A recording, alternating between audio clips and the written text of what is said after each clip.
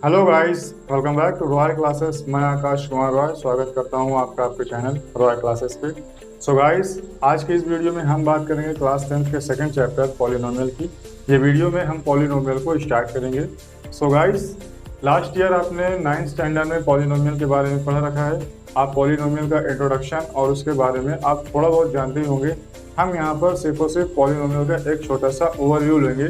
जल्दी से जल्दी इसको डिस्कस करेंगे, इसके इंट्रोडक्शन को खत्म करेंगे और तुरंत मूव करेंगे अपनी एक्सरसाइज की ओर। तो चलिए स्टार्ट करते हैं पॉलिनोमियल। अब बात करते हैं पॉलिनोमियल की। तो पॉलिनोमियल आपका दो टर्म से मिलकर बना है। एक इसमें है पॉली और दूसरा है नोमियल। पॉली का मतलब होता है मेनी और नोमियल का मतलब होता है टर्म्स, यानी मेनी टर्म्स। अब इस मेनी टर्म्स से आप एक छोटी सी डिफिनेशन क्रिएट कर सकते हैं पॉलिनोमियल की। और वो डिफिनेशन क्या होगी? वो डिफिनेशन होगी chain of a many term is called polynomial. CHAI, chain of a many terms is called polynomial. यानी पॉलिनोमियल को आप क्या कहेंगे कि ये एक कई सारे टर्म्स की एक चैन है, जिसमें टर्म्स क्या होते हैं? टर्म्स जो होते हैं वो एडिशन और सब्ट्रैक्शन के फॉर्म में होते हैं, उसमें ऐड होते हैं या सब्ट्रैक्ट होते हैं। अब मान लीजिए आपका जो पॉलिनोमियल है, इसमें अगर हम टर्म को डिफाइन करें तो टर्म हम कैसे डिफाइन करेंगे? यानी हम किसको कहेंगे कि एक टर्म है, एक पॉलिनोमियल का टर्म है। तो उसके लिए एक सपोज करिए आपका एक एग्जाम्पल है 2x⁵, ये लीजिए आप। तो ये 2x⁵ है। अब एक टर्म को टर्म होने के लिए क्या क्या चाहिए, क्या क्या क्राइटेरिया है एक टर्म के टर्म होने के लिए? तो यहाँ पर आपको तीन चीजें चाहिए। पहला क्या चाहिए? पहला एक चाहिए कांस्टेंट टर्म, जिसको हम लोग पॉलिनोमियल में कोफिशिएंट बोलते हैं, कोफिशिएंट। और दूसरा इसमें हमें चाहिए वेरिएबल, और करके आप इसे कोफिशिएंट कहिए। दूसरा हमें चाहिए वेरिएबल और तीसरा हमें चाहिए एक एक्सपोनेंट।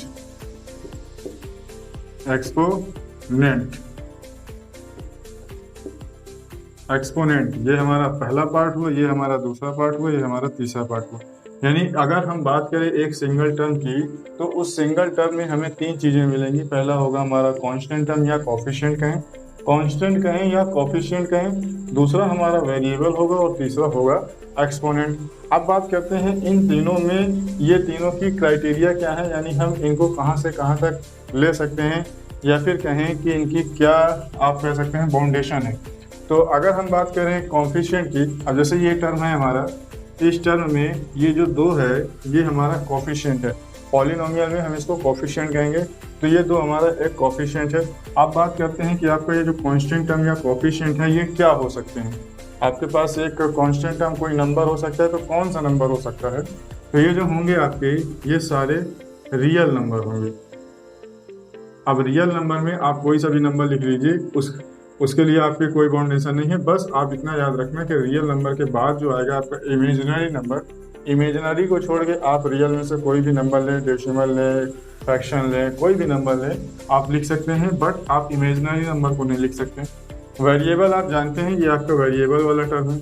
वेरिएबल की बाउंडेशन क्या है? वेरिएबल तो आप कुछ भी ले सकते हैं, ए से लेके जेड तक आप कोई भी वेरिएबल ले सकते हैं। फिर आते हैं आपके एक्सपोनेंट पे। अब एक्सपोनेंट क्या है? इसे हम लोग कहेंगे एक्सपोनेंट्स। अब ये जो आपका एक्सपोनेंट्स है, इसके लिए एक तो क्राइटेरिया है, और वो ये है कि एक्सपोनेंट आपके होल नंबर को छोड़ के और कुछ नहीं हो सकते। होल नंबर्स को छोड़ के आपके कुछ भी नहीं हो सकते। अगर आपका एक्सपोनेंट होल नंबर को छोड़ करके और कुछ भी है, तो ये जो टर्म आपका होगा वो पॉलिनोमियल का टर्म नहीं होगा। तो आपने देखा कि एक टर्म को टर्म होने के लिए तीन चीजें चाहिए, कोफिशिएंट, वेरिएबल, एक्सपोनेंट। कोफिशिएंट में आप कोई भी रियल नंबर ले सकते हैं। वेरिएबल आपका ए से जेड तक कोई भी नंबर हो सकता है, सॉरी ए टू जेड तक कोई भी नंबर हो सकता है। लेकिन जो आपका कोफिशिएंट वो एक्सपोनेंट होगा, वो सिर्फ और सिर्फ होल नंबर होना चाहिए, यानी 0 से लेकर इनफाइनाइट। माइनस का आपका कोई नंबर नहीं होगा, फ्रैक्शन आपका कोई नहीं होगा, डेसिमल आपका कोई नहीं होगा। अगर ये सारे नंबर आते हैं तो वो आपका टर्म कंसीडर नहीं किया जाएगा। अब बात करते हैं पॉलिनोमियल के पार्ट्स की, यानी पॉलिनोमियल को कितने पार्ट में डिवाइड किया गया है।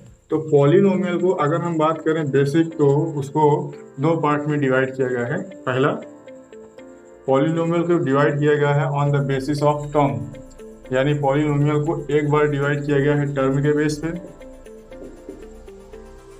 और दूसरा डिवाइड किया गया है उसको डिग्री के बेस पे। अब यहाँ एक नया टर्म आया डिग्री, आप लोग जानते ही होंगे लेकिन फिर भी इसको डिस्कस करते हैं। डिग्री क्या होती है? जब हम कोई पॉलिनोमियल लिखते हैं, सपोज करिए हमने एक पॉलिनोमियल लिखा, कुछ एग्जांपल्स लेते हैं, जैसे ये लिखा ax² प्लस का bx प्लस का c, आपका ये एक पॉलिनोमियल है।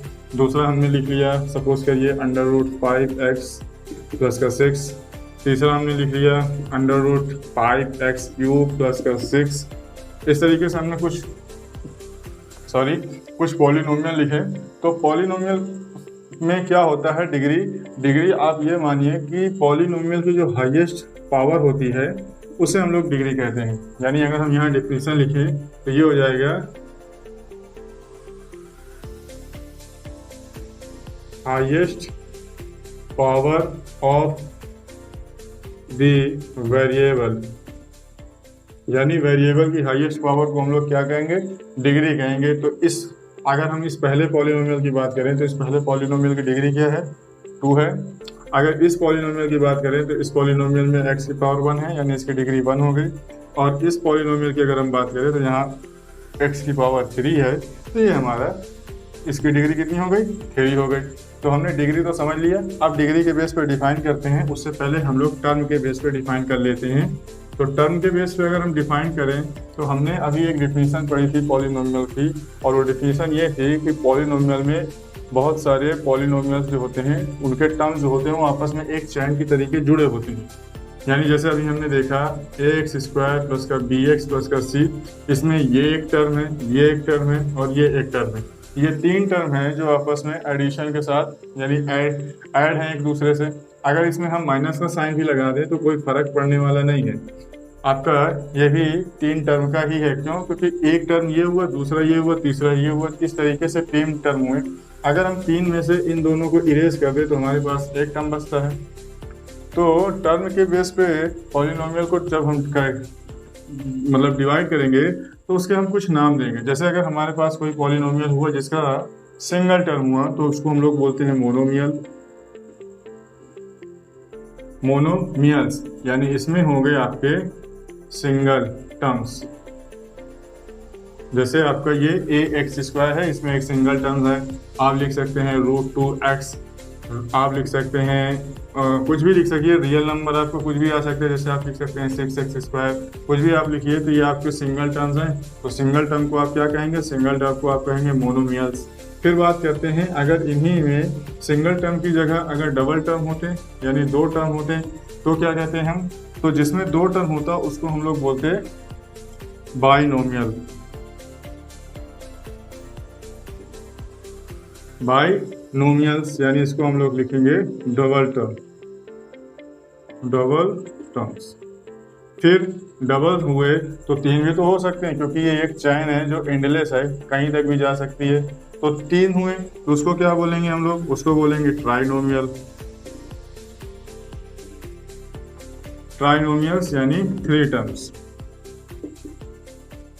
फिर एक आता है आपका, अगर 4 टर्म हुआ तो हम लोग उसको बोलते हैं क्वाड्रेटिक पॉलिनोमियल। लेकिन फिलहाल के लिए आप ये समझिए कि अगर मोर देन 3 हुए तो उसको आप बोलेंगे पॉलिनोमियल। यहाँ लिखिए ये मोर देन 3 हुए।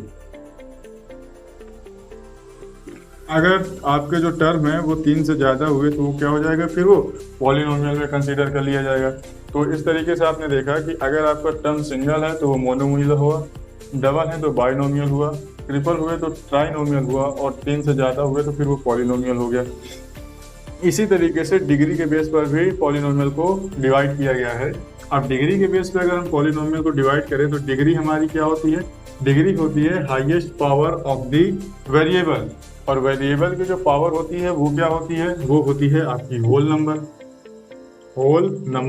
तो होल नंबर आपके कहाँ से कहाँ तक होते हैं? 0 से लेके इन्फिनिटी तक के सारे पॉजिटिव नंबर।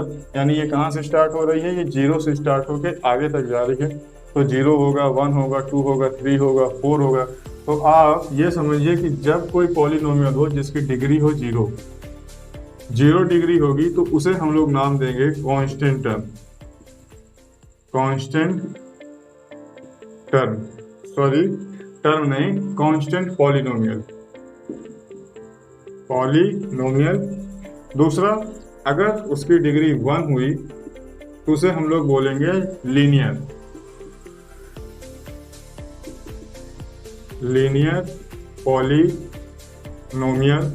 अगर इसी तरीके डिग्री 2 हुई, डिग्री का क्या मतलब हुआ, डिग्री का मतलब पावर हुई, तो वेरिएबल्स की पावर जो है अगर 0 हुई, 0 कैसे होंगी, अब 0 कैसे होंगी इसके लिए आप देखिए, जैसे ये लिखा है आपका 5, तो 5 में अभी कोई वेरिएबल तो है नहीं, क्योंकि डिग्री हम पढ़ते हैं कि highest power of the variable, degree को हम लोग क्या पढ़ते हैं, highest power of the variable, लेकिन यहाँ पर तो वेरिएबल ही नहीं है। अगर यहाँ पर हम एक वेरिएबल अपनी तरफ से जोड़ दें और इसकी पावर करते हैं 0, तो ये 5x की पावर 0 हुआ, और x की पावर 0 की वैल्यू क्या होगी, 1 होगी। 1 का मल्टीप्लाई आप 5 से करेंगे तो ये 5 ही निकल के आएगा। तो यहाँ पर वेरिएबल भी आया, उसकी पावर हो गई 0, तो जब वेरिएबल की पावर 0 हो गई तो उसको हम लोग बोलेंगे कांस्टेंट पॉलिनोमियल, या फिर आप सीधा सीधा कांस्टेंट टर्म भी कह सकते हैं, क्योंकि यहाँ पे वेरिएबल नहीं है। सेकंड, अगर ये 5x ही होता तो ये क्या होता, 5x होता तो ये हो जाता आपका 1 वेरिएबल में, वो सॉरी 1 डिग्री 1 हो जाती, और उसको हम लोग बोलते लीनियर पॉलिनोमियल। इसी तरीके से अगर डिग्री आपकी हो जाए 2 तो उसे आप बोलेंगे क्वाड्रेटिक पॉलिनोमियल, इसे आप बोलेंगे क्वाड्रेटिक पॉलिनोमियल। और अगली बार जब डिग्री आपकी 4 हो जाए, यानी सॉरी 2 के बाद 3 आएगा, जब आपकी डिग्री हो जाए 3 तो उसे आप बोलेंगे, क्या बोलेंगे, क्यूबिक पॉलिनोमियल। अब डिग्री आपकी 3 है, ये आपकी क्यूबिक पॉलिनोमियल है, ये इतना ही आपके सिलेबस में है। बट आप एक और जान लीजिए, जो होता है आपका, अगर डिग्री हो गई 4 तो उसे हम लोग बोलते हैं by quadratic polynomial, quadratic polynomial. अब इनके एक एक एग्जांपल अगर हम देखें तो जैसे हमने यहाँ देखा था कि 5x की पावर 0 हुआ तो वो कांस्टेंट टर्म हो जाएगा। अगर x की पावर को 0 हम हटा दें तो x की पावर कितनी हो जाएगी, x की पावर 1 हो जाएगी, और वो आपका लीनियर में आ जाएगा। फिर अगर हम x स्क्वायर कर दें तो वो क्वाड्रेटिक हो जाएगा, और अगर हम इसी को x क्यूब कर दें तो क्यूबिक हो जाएगा, और इसी में हम x की पावर अगर 4 कर दें तो ये कैसा हो जाएगा, ये बाई क्वाड्रेटिक हो जाएगा। टर्म पॉलिनोमियल को डिफाइन करते हैं हम 2 बेस पे, पहला टर्म पे, दूसरा डिग्री पे। लेकिन जब हम पॉलिनोमियल को टर्म के बेस पे डिस्क्राइब करेंगे तो हम लोग डिग्री को इग्नोर करेंगे, और जब हम डिग्री के बेस पे डिस्क्राइब करेंगे तो हम लोग टर्म को इग्नोर करेंगे। तो इस तरीके से आपका एक ये छोटा सा इंट्रोडक्शन रहा, जिसमें हमने पॉलिनोमियल को देखा on the basis of degree, and हमने पॉलिनोमियल को देखा on the basis of term. So अब हम स्टार्ट करते हैं अपनी एक्सरसाइज। सो गाइस, अब स्टार्ट करते हैं एक्सरसाइज, और एक्सरसाइज में बात करेंगे 2.1 की। सो आपकी एक्सरसाइज 2.1 का पहला क्वेश्चन है, the graph of y is equal to px are given in figure, for some polynomials px find the number of zeros of px in each case. आपसे ये कह रहा है कि आपको फाइंड करने हैं नंबर ऑफ जीरोस हर एक केस में। तो बात करते हैं कि ये नंबर ऑफ जीरोस होते क्या हैं। अगर आपको नंबर ऑफ जीरोस के बारे में ही नहीं मालूम होगा तो आप कैसे फाइंड करेंगे कि नंबर ऑफ जीरोस कितने हैं। सो एक एग्जांपल के थ्रू आप समझिए कि क्या होते हैं नंबर ऑफ जीरोस। अब मान लीजिए आपके पास एक पॉलिनोमियल एक्सप्रेशन है px, तो px आपका पॉलिनोमियल एक्सप्रेशन क्या है। अब यहाँ हम लिख सकते हैं 2x² प्लस का 5x प्लस का 3। ये पॉलिनोमियल एक्सप्रेशन हम अपनी तरफ से ले रहे हैं एज ए एग्जाम्पल। अब एज ए एग्जाम्पल लेंगे तो इसकी ज़रूरत क्यों पड़ी, इसकी ज़रूरत इसलिए पड़ी ताकि हम समझ सकें नंबर ऑफ जीरोस होते क्या हैं, क्या इन्हें निकाला जाता है, क्या ये क्वेश्चन में हमें गिवन होते हैं, आखिरकार इन्हें कैसे फाइंड किया जाता है। तो px जो हमारा है ये एक पॉलिनोमियल एक्सप्रेशन है। अब पॉलिनोमियल एक्सप्रेशन में हमारा जो p के साथ जो वेरिएबल होता है वही वेरिएबल पूरे एक्सप्रेशन में होता है। अगर p का वेरिएबल x है तो x होगा पूरे इक्वेशन में, अगर y है तो y होगा, z है तो z होगा, यानी जो भी वेरिएबल p के साथ होगा वही पूरे इक्वेशन का वेरिएबल होगा। अब हमारे ये एक क्वाड्रेटिक इक्वेशन है। क्वाड्रेटिक इक्वेशन को सॉल्व करेंगे हम। सॉल्व करेंगे तो यहाँ से हमें x की 2 वैल्यू मिलेंगे। याद कीजिए आपने 9th स्टैंडर्ड में आपने पढ़ा है कि जब पॉलिनोमियल्स के जीरोस फाइंड करने होते हैं तो कैसे करते हैं, या जीरो को सेटिस्फाई कराना होता है तो कैसे करते हैं, उसी का थोड़ा सा हम लोग यहाँ रिवीजन करेंगे। यहाँ पे आपको क्या करना है, सबसे पहले इसको सॉल्व करना है, इस पॉलिनोमियल एक्सप्रेशन को। तो एक्सप्रेशन को सॉल्व करने के लिए आप क्या करेंगे, पहले इसे इक्वेशन में कन्वर्ट करेंगे। ये आपका पॉलिनोमियल एक्सप्रेशन है, आप इसको इक्वेशन में कन्वर्ट करने के लिए क्या करेंगे, px की जगह पे रखेंगे आप 0। जब आप px की जगह 0 रखेंगे तो आपका इक्वेशन क्या बन जाएगा, ये बन जाएगा 2x² प्लस का 5x प्लस का 3 इज इक्वल टू 0। यानी आपने px इज इक्वल टू 0 कर दिया तो वो हो गया आपका 2x² प्लस 5x प्लस का 3 इज इक्वल टू 0। और ये पॉलिनोमियल एक्सप्रेशन से पॉलिनोमियल इक्वेशन बन गया। अब इस इक्वेशन को सॉल्व करने के लिए आपको क्या चाहिए, आपको मिडिल टर्म को स्प्लिट कर दीजिए और आपका आंसर हो जाएगा। तो आप फर्स्ट एंड लास्ट का मल्टीप्लाई करेंगे, कितना हो जाएगा, फर्स्ट एंड लास्ट का मल्टीप्लाई करेंगे 6 होगा। 6 के फैक्टर करेंगे, एडिशन करने पे 2 आना चाहिए क्योंकि लास्ट का साइन प्लस का है। तो 3 + 2 इज इक्वल टू 5 एंड 3 × 2 = 6। तो फैक्टर तो आपने कर लिया, अब इसको रखेंगे तो आपका ये हो जाएगा 2x² प्लस का 3 प्लस का 2x प्लस का 3 इज इक्वल टू 0। सॉल्व करेंगे 2x² प्लस का 3x प्लस का 2x प्लस का 3 इज इक्वल टू 0। इतने में आपको कॉमन क्या मिलेगा, इतने में आपको कॉमन मिलेगा x। तो आप यहाँ से कॉमन लेंगे तो आपका बचेगा 2x प्लस का 3। अगले ब्रैकेट में भी आपको 2x प्लस का 3 ही लेके आना है, लेकिन पूरे में 2x प्लस का 3 ही लिखा है, कॉमन तो कुछ मिल नहीं रहा। तो आप क्या करेंगे, यहाँ से प्लस का 1 कॉमन ले लेंगे और यहाँ पे लगा देंगे इक्वल का साइन। ये हो जाएगा आपका, एक ब्रैकेट में आप लिखेंगे 2x प्लस का 3, एक ब्रैकेट में लिखेंगे x प्लस का 1 इज इक्वल टू 0। सॉल्व कर देंगे आप कि इफ 2x प्लस का 3 is equal to 0 then 2x is equal to minus का 3, ये 3 इक्वल टू उस पर आ जाएगा तो माइनस का 3 हो जाएगा। तो x इज इक्वल टू निकल के आएगा माइनस का 3/2। इसी तरीके आप सॉल्व करेंगे, if x plus 1 is equal to 0 then x is equal to -1। ये x की 2 वैल्यू निकल के आई। अब ये जो वैल्यू निकल के आई हैं ये आपके इस इक्वेशन को सेटिस्फाई करेंगे, इस इक्वेशन को आपकी सेटिस्फाई करेंगे। सेटिस्फाई करने का क्या मतलब है, जब आप x इज इक्वल टू -3/2 या फिर जब आप x इज इक्वल टू -1 रखेंगे तो आपका LHS और RHS इक्वल आएगा। कैसे आएगा करके देख लेते हैं। तो उसके लिए हमने वैल्यू तो निकाल ली है, तरीका भी हमने सीख लिया है। अब इसको इरेज करते हैं और देखते हैं कि हमारी जो वैल्यूज़ हैं वो इस पे काम करती हैं या नहीं, यानी ये जो वैल्यू हमने निकाल रखी हैं ये सही है या नहीं। तो हमने x इज इक्वल टू निकाल रखा है माइनस का 3/2 और माइनस का 1। अब इन्हीं को हम रखेंगे इस इक्वेशन में। तो उसके लिए हमें क्या चाहिए, ये वैल्यू को पुट कर दीजिए यहाँ। तो हो जाएगा 2 × माइनस का 3/2 का whole square plus 5 multiply minus का 3/2 प्लस का 3।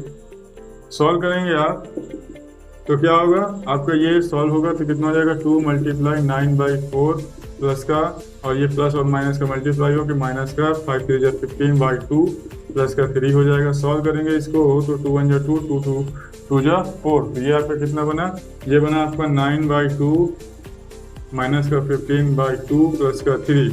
अब आपको सॉल्व करने के लिए क्या करना है, 2 का आप एलसीएम लेंगे तो एलसीएम लेंगे यहाँ, तो ये कितना हो जाएगा 9 माइनस का 15 और ये 2 × 3 = 6 प्लस का 6।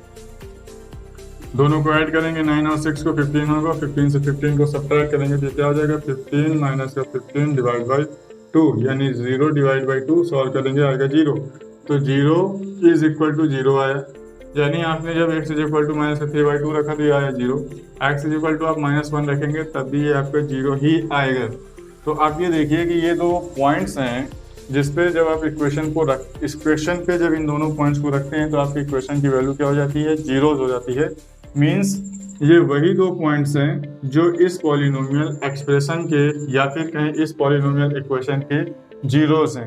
अब इनके अगर हम नंबर की बात करें तो कितने नंबर हैं, तो इनके नंबर हैं 2, यानी इस पॉलिनोमियल 2x² प्लस का 5x प्लस 3 के कितने जीरोस हैं, 2 जीरोस हैं। और पूछे कौन कौन से जीरोस हैं, तो एक है माइनस का 3/2 और एक है माइनस का 1। अब बात करते हैं कि अगर इसको ग्राफ पे सॉल्व करना होता तो कैसे करते हैं। ग्राफ पे सॉल्व करने के लिए हम देखेंगे कि हमारा जो एक्सप्रेशन है यानी किस इक्वेशन के लिए हमसे पूछ रहा है, हमसे पूछ रहा है y is equal to px पे पूछ रहा है हमसे। हमारा जो इक्वेशन है वो है y is equal to px। इसके लिए हम क्या करेंगे, इसके लिए जो हमारा वेरिएबल x है हमें वो देखना है कि जो हमारा ग्राफ है वो x एक्सिस को किस किस पॉइंट पे कट कर रहा है। या फिर अगर हमसे ये पूछता है कि बताइए x is equal to P Y, इस पे हमें बताना है नंबर ऑफ जीरोस, तो हम क्या करते हैं, हम ये देखते हैं कि p का जो वेरिएबल है y, उसके लिए हम ये देखते हैं कि वो y एक्सिस को ग्राफ किस किस पॉइंट पे कट कर रहा है और कितनी बार कट कर रहा है। जिस जिस पॉइंट पे कट करता है वो इसके जीरोस हो जाते हैं और जितनी बार कट करता है वो उसके नंबर ऑफ जीरोस हो जाते हैं। तो यहाँ हमें देखना है y is equal to x के लिए, sorry y is equal to P X के लिए देखना है। बेसिकली हमें देखना क्या है, हमें ये देखना है कि ग्राफ में x एक्सिस को कितनी बार और कहाँ कहाँ पे कट किया है। तो अगर हम बात करें पहले ग्राफ की, तो पहले ग्राफ में जो आपकी ग्राफ वाली लाइन है उसने x एक्सिस को कहीं पे कट ही नहीं किया। तो जब x एक्सिस को कट ही नहीं किया तो इसके नंबर ऑफ जीरोस कितने हो जाएंगे, नंबर ऑफ जीरो ये हो जाएंगे 0, यानी इसका कोई जीरो ही नहीं होगा। फिर बात करें अगर सेकंड की, तो सेकंड में आपका जो ग्राफ है वो x एक्सिस को 1 पॉइंट पे कट कर रहा है, यानी इसके नंबर ऑफ जीरोस कितने हो गए, इसके नंबर ऑफ जीरोस हो गया 1। फिर अगर हम थर्ड की बात करें तो थर्ड में नंबर ऑफ जीरोस कितने होंगे, जो आपका ग्राफ है वो x एक्सिस को 3 पॉइंट पे कट कर रहा है, first second and third 3 point पे कर रहा है, यानी इसके नंबर ऑफ जीरोस कितने होंगे, 3 होंगे। फिर इसी तरीके अगर हम बात करें चौथे नंबर की, तो चौथे नंबर का जो ग्राफ है वो x एक्सिस को 2 पॉइंट पे कट कर रहा है, यानी चौथे नंबर के जो नंबर ऑफ जीरोस हैं वो कितने हैं, 2। पांचवें में बात करें तो पांचवा 4 बार कट कर रहा है, 1 2 3 4 टाइम्स कट कर रहा है, यानी इसके नंबर ऑफ जीरोस कितने होंगे, नंबर ऑफ जीरोस होंगे 4। और अगर बात करें छठे की, तो छठे पे कितने बार है, 1 2 3। तो अगर हम छठे की बात करें तो इसमें कितने नंबर ऑफ जीरोस हैं, 3। तो इस तरीके से आपने ग्राफ में देखा कि नंबर ऑफ जीरोस कितने हैं। हमको क्या देखना है, हमको सिर्फ ये देखना है कि पी का वेरिएबल क्या है, जो पी का वेरिएबल होगा ग्राफ उसी को कट करना चाहिए, वही आपके जीरोस होंगे और वही आपके नंबर ऑफ जीरोस होंगे, यानी जितनी बार कट कर देगा वो नंबर ऑफ जीरोस हो जाएंगे। अब ये जो आपके जीरोस निकल के आए हैं, इनको या तो आपसे पूछा जा सकता है या तो आपसे सेटिस्फाई कराया जा सकता है। जैसे पूछा गया तो हमने निकाल लिया, किस मेथड से निकाला वो डिपेंड करता है कि आपका इक्वेशन कौन सा है, लीनियर है, क्वाड्रेटिक है, क्यूबिक है या बाई क्वाड्रेटिक है या फिर और कुछ भी हो सकता है, लेकिन आपके चैप्टर में बस क्यूबिक रखी है। तो आप इन तीनों में से देखिए कौन सा पॉलिनोमियल है और वो मेथड लगा के आप सॉल्व कर लीजिए, आपके नंबर ऑफ जीरोस निकल आएंगे। तो एक तो तरीका हुआ कि उनको निकालिए, दूसरा ये हुआ कि आपको कुछ जीरोस दिए होंगे, आपको सेटिस्फाई कराना है कि क्या वो इसके जीरोस हैं या नहीं है। अगर जीरोस हैं तो कैसे सेटिस्फाई कराएंगे, बस आपको ये करना है कि जो जीरोस आपको गिवन होंगे उनको उठा करके आप अपने पॉलिनोमियल एक्सप्रेशन में पुट कर दीजिए और उस पॉलिनोमियल एक्सप्रेशन की जो वैल्यू है वो अंतिम में कितनी आनी चाहिए, वो अंतिम में आनी चाहिए 0। अगर वो अंतिम में 0 आ गई मतलब वो जो पॉइंट्स आपके हैं वो उस पॉलिनोमियल के नंबर ऑफ जीरोस हैं और वो जितने भी होंगे वो उसके नंबर ऑफ जीरोस हो जाएंगे। सो इस तरीके से आपकी एक्सरसाइज फर्स्ट कंप्लीट हुई। सो गाइस आज के वीडियो में बस इतना ही, नेक्स्ट वीडियो में हम नेक्स्ट एक्सरसाइज डिस्कस करेंगे। गाइस कैसा लगा आपकी वीडियो कमेंट बॉक्स में राइट कीजिए, अगर आपकी कोई क्वेरीज हैं तो उन्हें भी कमेंट बॉक्स में राइट कीजिए। और हाँ, जुड़िए हमारे साथ और बनिए हमारी रॉयल फैमिली का हिस्सा। उसके लिए आपको करना होगा चैनल को सब्सक्राइब, बेल आइकन को प्रेस करना होगा ताकि आपको डेली नए अपडेट्स मिलते रहें। Thank you and keep learning.